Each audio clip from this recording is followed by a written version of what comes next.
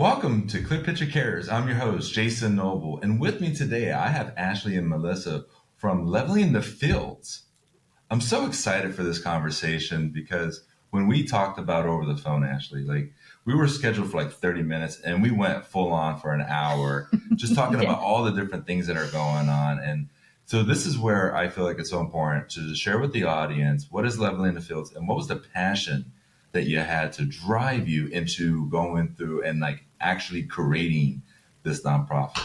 Yeah, I know for me, I have experience in, public schools and seeing the disparity between some of the students who are able to afford athletic opportunities and those who are not, and seeing the potential in every one of those kids. Nobody wants to miss out on the next Asia Wilson or Caitlin Clark or Michelle Lee. We want everybody to have the same opportunities. Yeah, and just the background of our mission and what we're doing is, we really believe that sports are a catalyst for building future leaders, and women in those leadership roles and their success really kind of comes back to so many things that you learn in the sporting world and going through being part of a team. And, we really want to make sure that everyone has those opportunities and not just the families that can shell out, $5,000, $6,000, $7,000 for these travel teams. Yeah. So let's go a little bit more specific. So what is the main focal point of Leveling the Fields? Well, the main focus point is to get more women in more sports. Yes. So there's just not an opportunity for a lot of females in rural areas in Title I schools to have, be able to participate, and not only participate in a sport, but participate in multiple sports. We want to make sure that they have access to not only soccer, which is obviously very common, but we want lacrosse and volleyball and tennis. And we're even going to establish a relationship with dragon boats and see if some of these girls want to row. Who knows what their passion is. And we have girls that are interested in flag football. Mm-hmm. Yeah. And it's okay, let's pursue that. Women are changing the face of sports, and it's phenomenal to watch. And we want to encourage these next generations to be just as competitive and just as powerful and to have that same impact. Mm-hmm. And then also bring that back home to their families. Okay. Encourage this generationally. And I think that would be so meaningful. Now, you said Title I schools, and for those that are watching and listening, can you share with us what a Title I school is and why is that maybe more of a target grouping that you're focusing on within your nonprofit? So Title I schools are schools that are where more than 50% of the students live below the poverty level or seek or are eligible for government aid. So okay, so their parents may be working, but they don't have the resources to then pursue sports, or the schools themselves, they may not even have these sports programs. Exactly. So what's the response been from the community and from the schools with Leveling the Fields?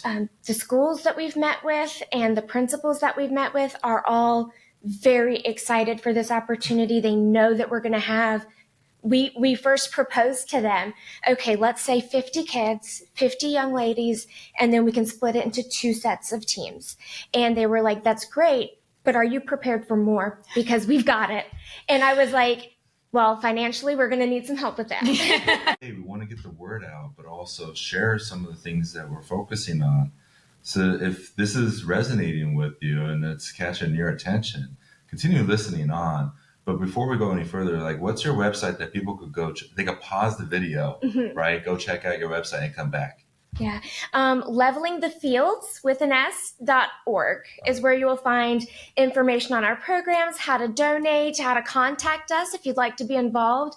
And we'd love to hear from any and everybody who wants to help out. That'd be wonderful. And so I like stories. I think just hearing stories about people that you've helped really takes what we're talking about and puts a kind of a picture to it, so to speak. Yeah. So we'll change the names to protect the innocent and anything. Yes. But do you have any stories of people that you served that you could share with us?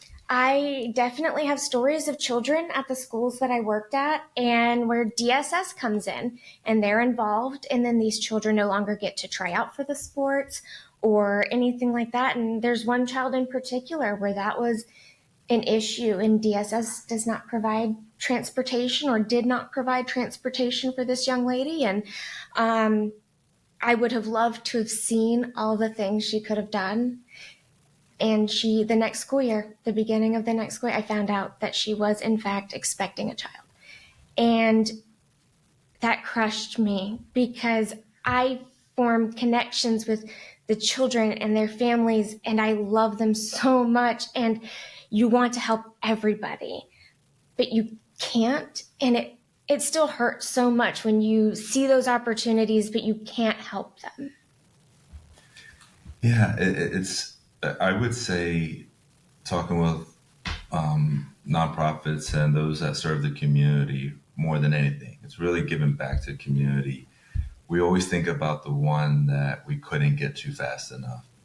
Right. And so like this conversation we're having now is to see how can we shorten that barrier, right? Where we could get to more children, more young ladies quicker so that they could then be able to pursue their passions in the sports. Yeah.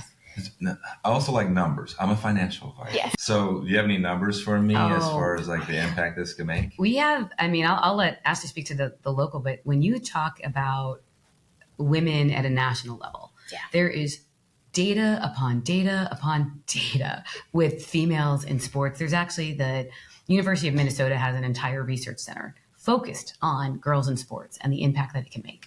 If you look across the United States right now at the C level of industries, you know, that are a wide variety, not just specifically sports, 24% of those C-suite executives are female. So obviously a number that we need to help grow. Mm-hmm. But the number that's really astounding is that 97% of those women played sports coming up. Oh, wow. Yeah. That's a very high number. And over 50% collegiately. Oh, wow. Yeah. Okay. So they were playing at the next level in the colleges. But this is what it's teaching them. These sports are teaching them how to become leaders, how to, you know, deal with things not going your way and how to burst through them. I mean, there's so many things that you learn in sports when you lose. You learn more when you lose, and you learn how to overcome it and figure it out and not sit on the sideline and cry and be like, you know, I'm the worst, but you cry and say that sucked and you get back up, and sometimes you're pulled up by one of your teammates, and just creating that atmosphere where you're learning these things that are beyond academics. You're learning how to be a person. You're learning how to push yourself. And in one of the book that actually created this entire organization, there's a line from that book, and the author speaks about when she started running. And when she started running, she felt ownership of her own body. And that really resonated with us, because that's what we want. We want these women that are girls that are going to become women to feel ownership of who they are and push themselves, because they want to see what they're made of. They want to see what they're capable of, not because someone else is telling them to. And all the stats come back to, and I don't have the numbers off the top of my head, but the number of girls that participate in sports versus not. You've got higher rates of high school graduation. You've got lower rates of teen pregnancy, lower rates of women ending up in domestic violent relationships. Mm-hmm. And so, I mean, there's just the data to back up what we're doing is just endless. And that's bizarre, because that's not what we saw first. You know, what we saw first was, hey, we need to fix this problem. Yeah. And then all of a sudden we opened this door and all this data just came flowing through, and we're like, oh, okay. So like we can back ourselves up now. Like we can go out and ask for help because there's all this data behind us. Yeah. So that was exciting. And our community needs this. This is something that there's young girls right now that, as you're watching and listening to us have this conversation, they want to be involved in a sport, but they may not have the means to go do this sport. Yeah. Where someone across the town, they're paying $7,000 travel volleyball. And it's just like, how do we level the fields on this kind of scenario? So like, what are some of the things that you're doing upcoming that we should be aware of? Any upcoming events? On July 13th, we're having our launch party at Munkle Brewery from 6 to 9 p.m. We'll also be having food trucks and a silent auction, and we just are really hoping that the community comes out. It's a great opportunity to learn more about us and what we're doing in your area. We think it'd be a great time. We have two big fundraisers coming up in 2025. In February, we'll be doing a gala, and we've got some amazing people that have volunteered to help us get that off the ground.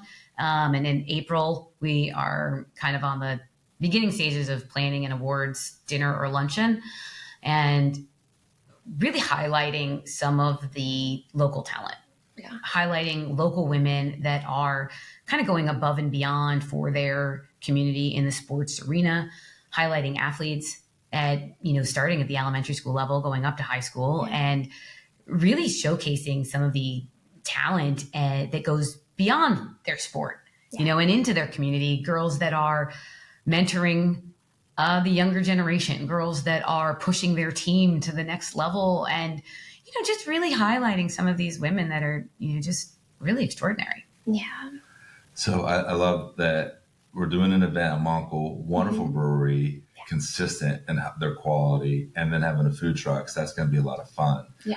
Raise the awareness, but then also next year, gala, that's going to be a lot of fun. Yes. Now, I've been to galas in Charleston where it was like full on gala. And other times I've been, it's just like, so this is going to be a gala, right? Yeah, we've got a very, very talented event committee leader, and it is in her hands. All so right. We are excited to see kind of, her vision for it. And she has done this before and raised, $100,000 for organizations. And we're just putting a lot of stock in her. And she's an incredibly talented, wedding planner here in Charleston, and just very, very grateful that she's on board. That's going to be great. And then also another event in 2025 to really showcase what's going on.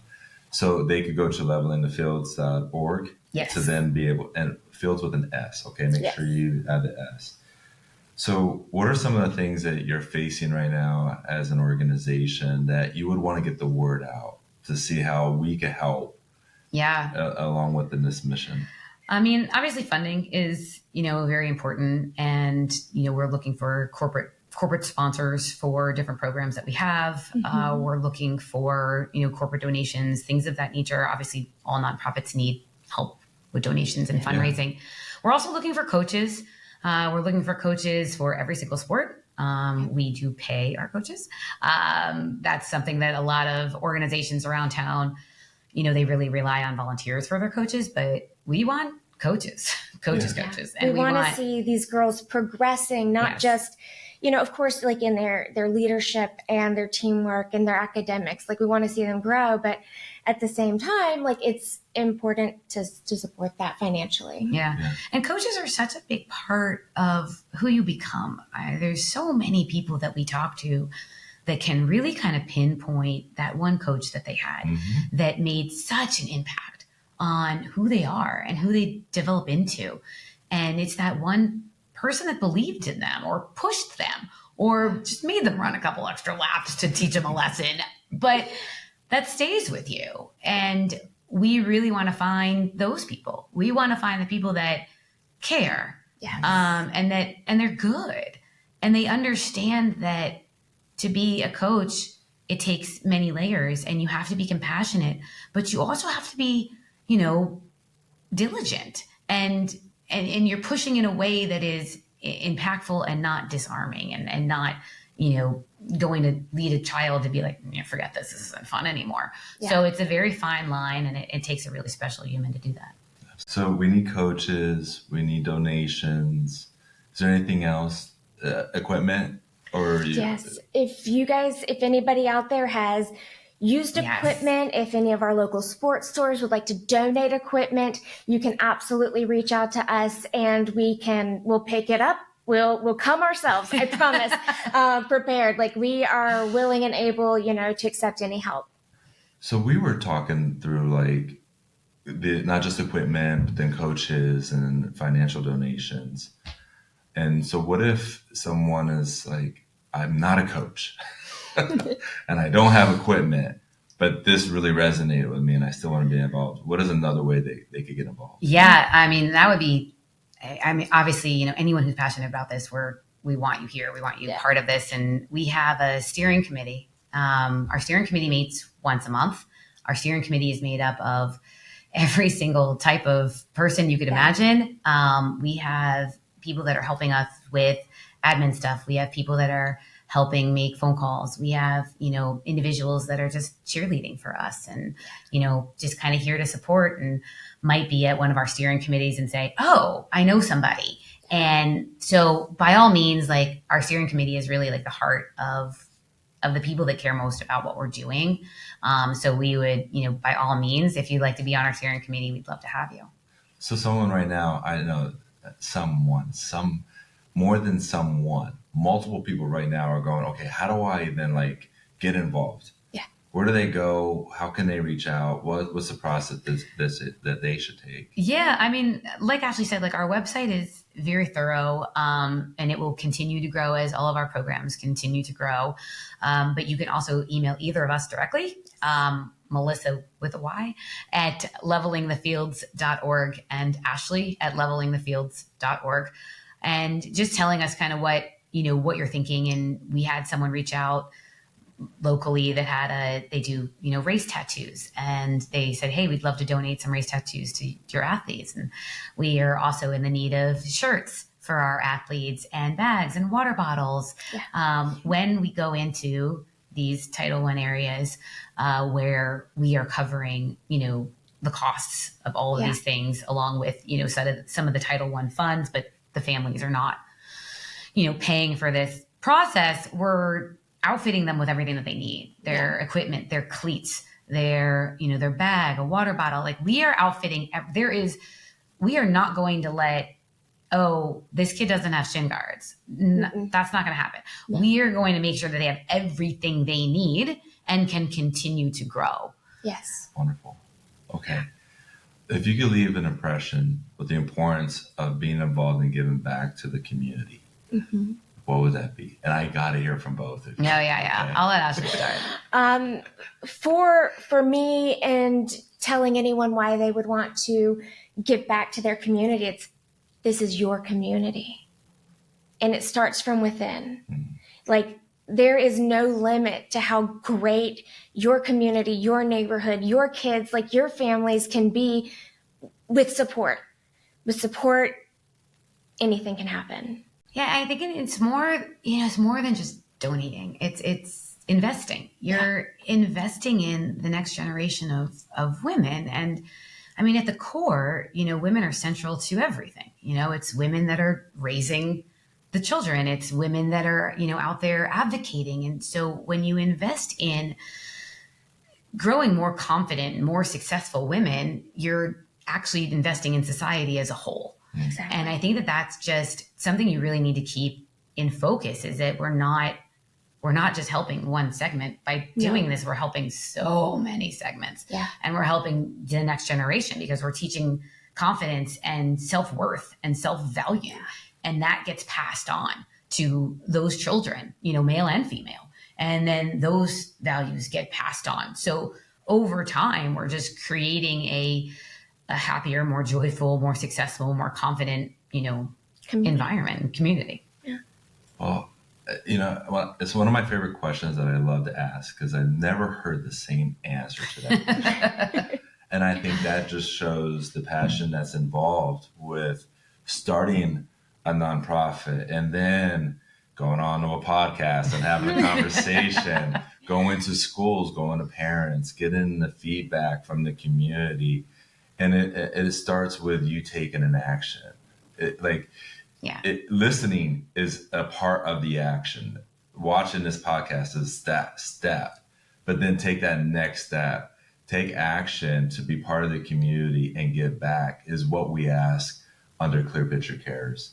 I would say that I always love our conversations. It was great talking with you over the phone in preparation, but then we did this in 20 minutes. That was pretty good. I mean, that's a win in my book. I appreciate that. Levelingthefields.org. Go check them out. We're here with Clip Picture Cares. I'm your host, Jason Noble, and thank you as always for tuning in and listening.